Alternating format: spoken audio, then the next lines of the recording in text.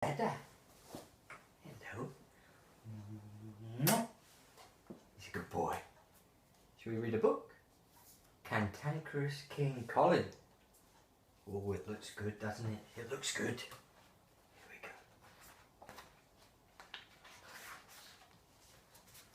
Right. King Colin woke up feeling cantankerous. For breakfast, he had lettuce on toast with a jug of cold gravy. "Oh, you can't eat that," said Queen Christine. "It's yucky and mucky." "I can," said King Colin, and he did, because he could, because he was king. Oh, silly King Colin.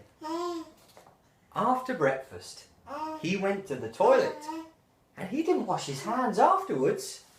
"You can't go to the toilet without washing your hands," Queen Christine said.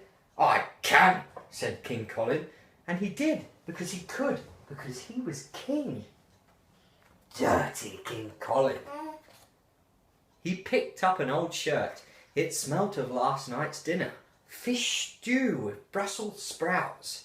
"You can't put that on, it stinks," said Queen Christine. "I can," said King Colin, and he did, because he could, because he was king. Smelly King Colin. King Colin sulked around the palace. He was bored, and a king should never be bored, so he decided to go for a ride. He rushed to the stables where his favourite horse, Pink Nose the Third, lived. But Pink Nose the Third didn't have a saddle on. King Colin had a tantrum. He jumped up and down and shouted and wailed, "Where's my horse's saddle?" "Daddy, no one knew you were going for a ride," said Prince Pete.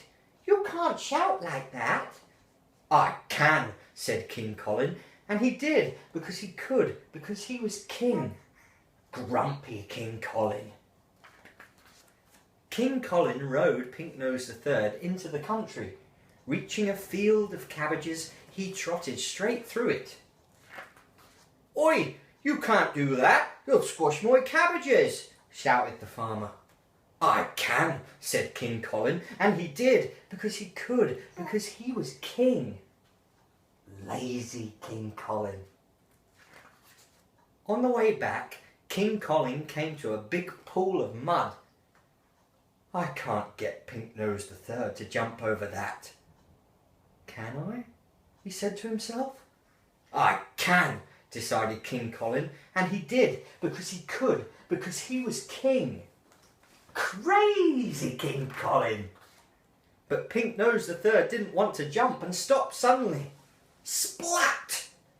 King Colin wasn't happy. His face went as red as a tomato. Steam came out of his ears.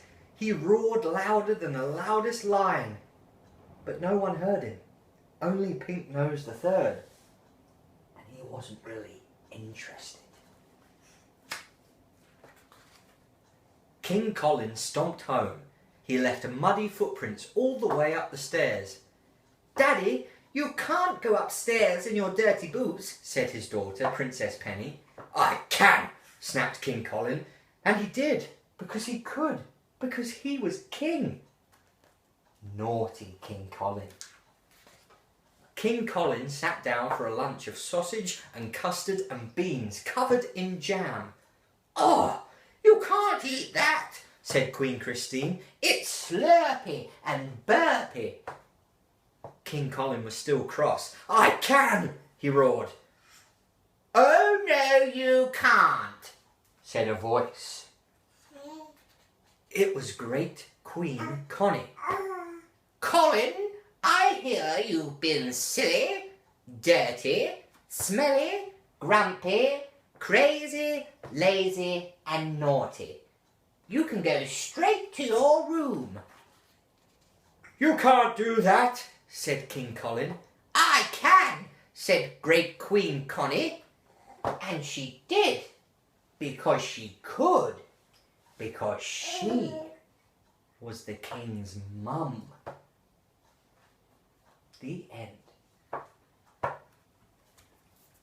Was that good? Was that good? Did you enjoy that? Did you enjoy it? I love you.